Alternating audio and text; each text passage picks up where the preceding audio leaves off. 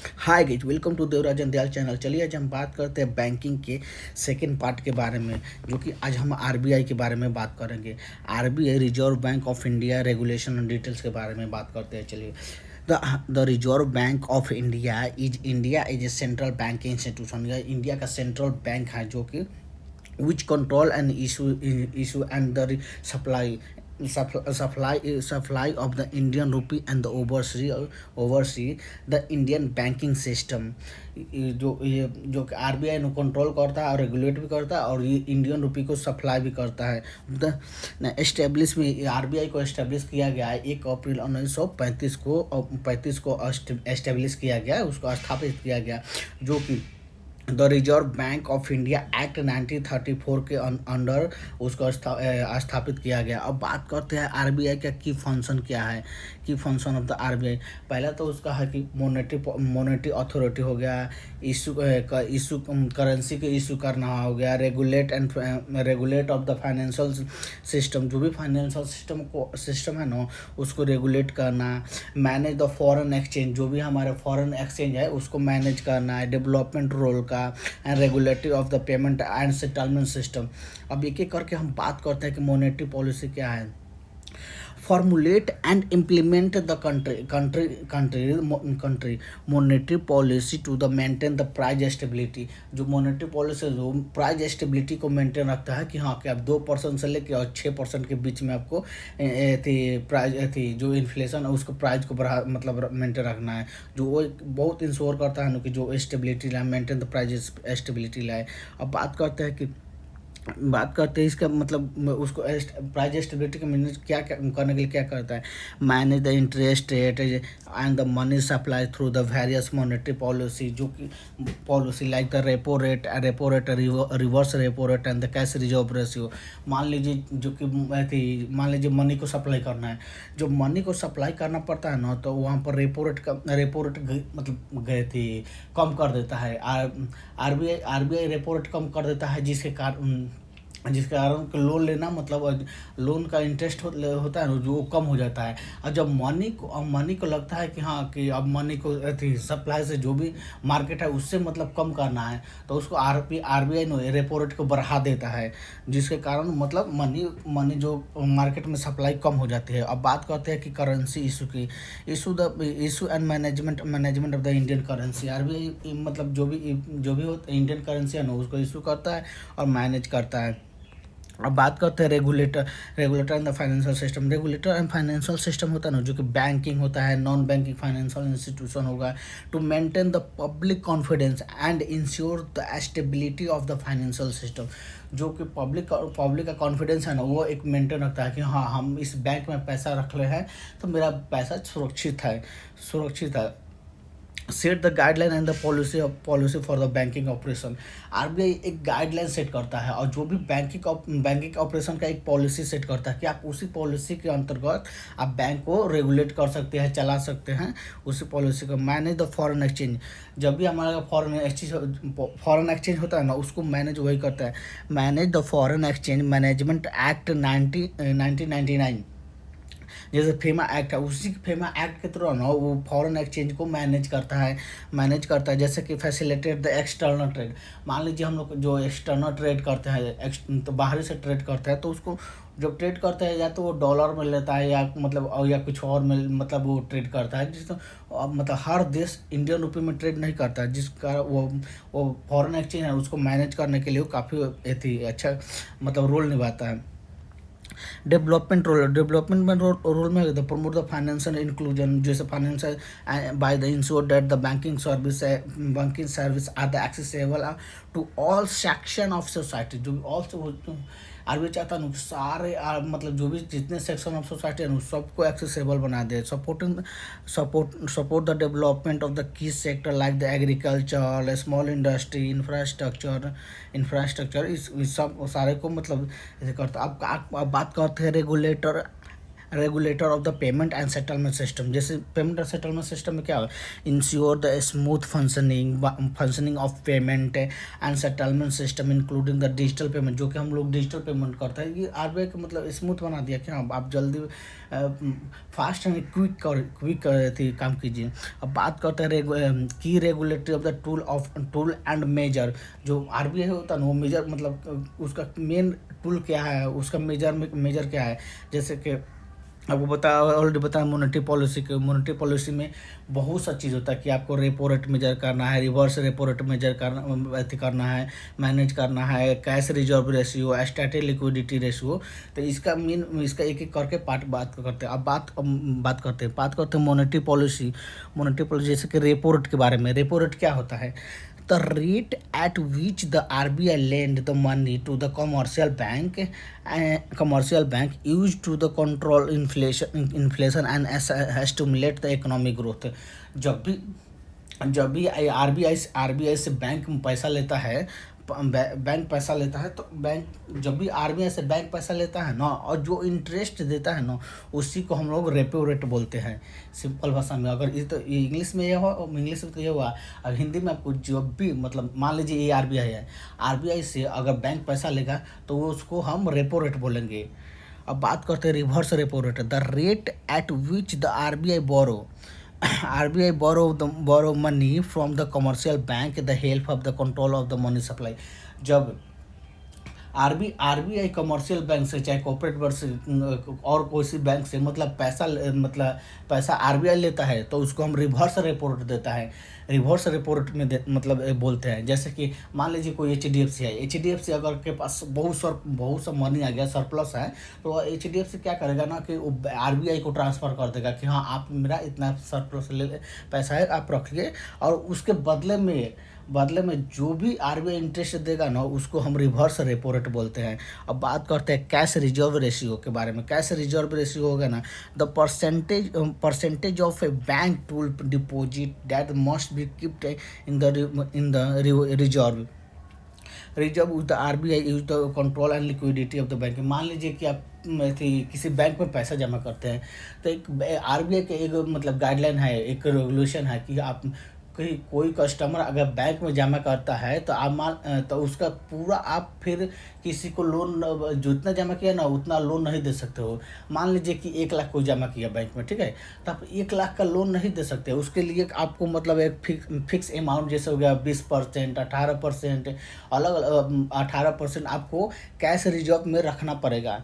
20%, 18%, 30%, मतलब इतना आपको कैश रिजर्व में रखना पड़ेगा। और उसके बाद आपको जो भी होगा 75%, 60% जो आप लोन में दे सकते हैं। मगर आप जितना आपके पास पैसा डिपॉजिट है ना, उतना आप लोन में नहीं दे सकते हैं।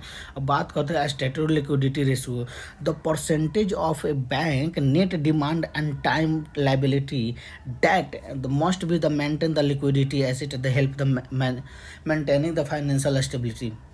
जैसे भी टाइम मैनेजमेंट मतलब जैसे कि होता है ना, टाइम मैनेजमेंट बैंक होता है, डिमांड करता है कि जो भी लिक्विडिटी का होता है, डिमांड एंड टाइम लायबिलिटी जो भी होता है ना, कि हाँ मान ली इतना दिन बाद आपको ये करना है, तो एक मतलब आपको मतलब लायबिलिटी देना है ना, तो एक मेंटेन रखने के लिए ऐसा लेयर बनाया जो कि एक आपको, हाँ कि आपको बैंक में हमेशा लिक्विड मतलब एक फिक्स अमाउंट अवेलेबल रहना चाहिए, जिसके कारण आप कोई भी कस्टमर आए ना, तो उसको मतलब अपने पैसा निकालने में दिक्कत ना हो। या नहीं कि हाँ कि आपके बैंक में पैसा है नहीं है, कस्टमर बैंक में डिपॉजिट करा दिया है, और जब कस्टमर निकालने आए तो आपके बैंक में पैसा ही नहीं है।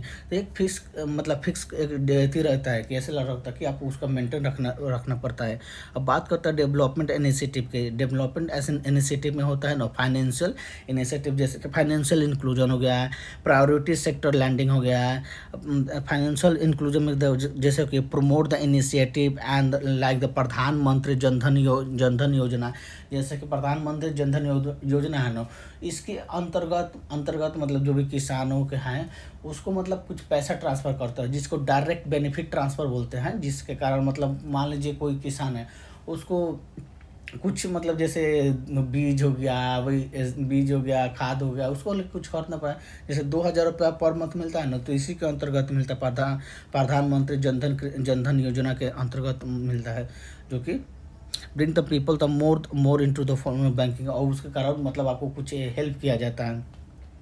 अब जैसे प्रायोरिटी सेक्टर में होता है लैंडिंग द मैंडेटरी मैंडेट होता है that bank lend in a certain percentage of the loan the priority sector and such as the agriculture, micro and small enterprises and affordable housing. जो bank होता है ना, एक लिमिट तक ले आपको लोन देता है, जो कि आपको मैंडेट है, वो मतलब ये है कि हाँ आप लोन देना है।